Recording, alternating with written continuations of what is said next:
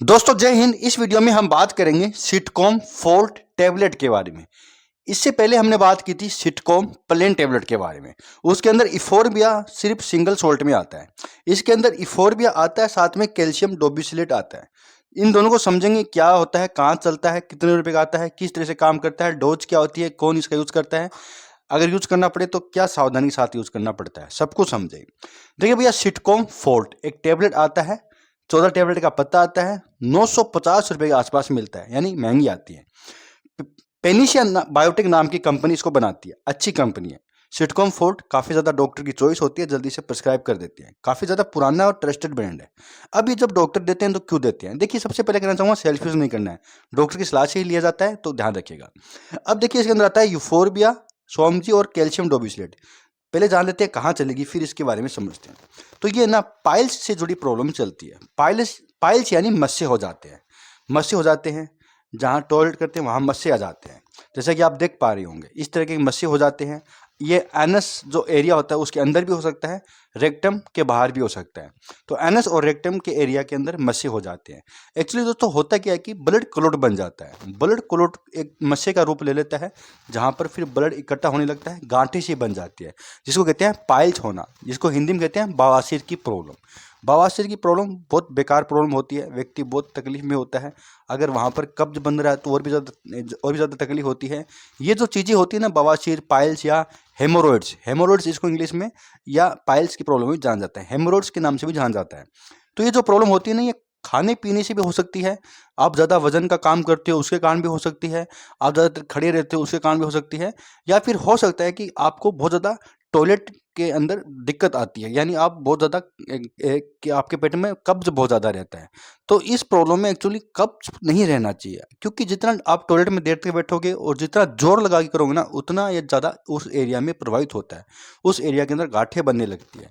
तो ध्यान रखिएगा, ब्लड सर्कुलेशन अच्छा होना चाहिए, तली फली चीज़ें कम खानी है, और पहले भी आप बचा सकते हैं होने से, और अगर हो चुका है ना उसके बाद भी तली फली चीज़ें कम खानी है, हार्ड चीज़ कम खानी है, पानी खूब पीना है, और ऐसी चीज़ें खानी जो इजीली डाइजेस्ट हो जाए। और अगर कब्ज बन रहा है, आपको इस प्रॉब्लम के अंदर रह के कब्ज बन रहा है, तो कब्ज नहीं बनना है, डॉक्टर से मिलिएगा और कब्ज की अच्छी सी शीशी ले लीजिएगा। कब्ज नहीं बनना चाहिए, पेट एकदम साफ रहना चाहिए, इजीली टॉयलेट आ जाना चाहिए, ध्यान रखिएगा। तो वहाँ पर ही चलती है, पाइल्स की प्रॉब्लम को ठीक करता है। यूफोर्बिया होता है, इसके अंदर ना एंटीऑक्सीडेंट गुण होते हैं, एंटीबैक्टीरियल गुण होते हैं, वहाँ पर इन्फेक्शन को होने से बचाता है, ब्लड सर्कुलेशन को ठीक करता है, और वहाँ की नसों को चौड़ा कर ब्लड सर्कुलेशन को बढ़ाता है। कैल्शियम डोबिसिलेट भी इसके अंदर वासोडाइलेटर प्रॉपर्टी होती है, ये वासोडाइलेट करता है, यानी वासोडाइलेट यानी जो नसें होती है उसको टूटने से रोकता है, नसों को ठीक करता है। नसें अगर मुड़ी हुई है, टेढ़ी मेढ़ी है, वहाँ ये काम करता है। तो ये वेरिकोस वेन्स की नसों के अंदर भी काम करता है, और पाइल्स की प्रॉब्लम में काम करता है। वहाँ पर ब्लड जो क्लॉटिंग होती है उसको रोकता है, बनने नहीं देता, और ब्लड सर्कुलेशन को ठीक करता है, जिससे कि व्यक्ति की ईचिंग वगैरह नहीं चलती, सूजन कम आता है, और दर्द भी कम होता है। तो वहाँ पर ये दिया जाता है, ये दोनों ही मिलकर अच्छा काम करते हैं। ये सिंगल सोल्ट के अंदर आती है, वो सिटकॉम प्लेन आती है। सिटकॉम फोर्ट आ जाए तो इसके अंदर कैल्शियम डोबिलेट साथ में आएगा, जो ज़रूरी भी होता है, एक हीलिंग प्रोवाइड करता है, जिससे कि व्यक्ति को जलन कम होती है, ईचिंग कम होती है, दर्द कम होता है, और वहाँ का जो एरिया वो अनइन्फेक्टेड रहता है, इन्फेक्शन भी नहीं हो पाता। तो काफ़ी ज़्यादा डॉक्टर ये फोर्ट में देते हैं, काफ़ी महंगी आती है, तो कभी भी सेल्फ यूज़ नहीं करना है। ये ज़्यादा दिन तक नहीं ले जाती, 7 दिन, 14 दिन या 15 दिन, इस तरीके से होता है।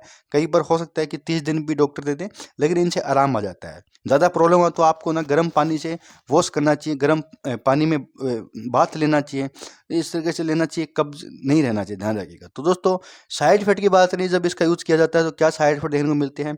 देखा गया है कि इसका यूज़ करने से कई बार नोजिया होता है, वोमिटिंग होता है, पेट में दर्द हो सकता है, गैस बनना, इंडाइजेशन होना, नींद आने में दिक्कत होना, चक्कर वगैरह आना, या कई तरीके के और भी थोड़े बहुत साइड इफेक्ट कर सकती है। हालांकि ये कम ही करती है, ऐसा नहीं कि करती है, बहुत कम चांस में ये साइड इफेक्ट होते हैं। लेकिन अगर किसी को साइड इफेक्ट हो रहे हैं ना, अगर नॉर्मल वगैरह तो ठीक हो जाएंगे, अगर ज़्यादा दिक्कत आ रही तो आपको इसका यूज़ नहीं करना है, डॉक्टर को बताना है। तो ध्यान रखिएगा। तो दोस्तों, सिटकॉम फोर्ट जो टेबलेट होती है ये एडल्ट पर्सन के अंदर ही चलती है, महिला हो चाहे पुरुष हो, कोई भी इसका यूज़ कर सकता है, लेकिन डॉक्टर की सलाह से। तो सब कुछ था सिटकॉम फोर्ट टेबलेट के बारे में। बहुत बहुत धन्यवाद।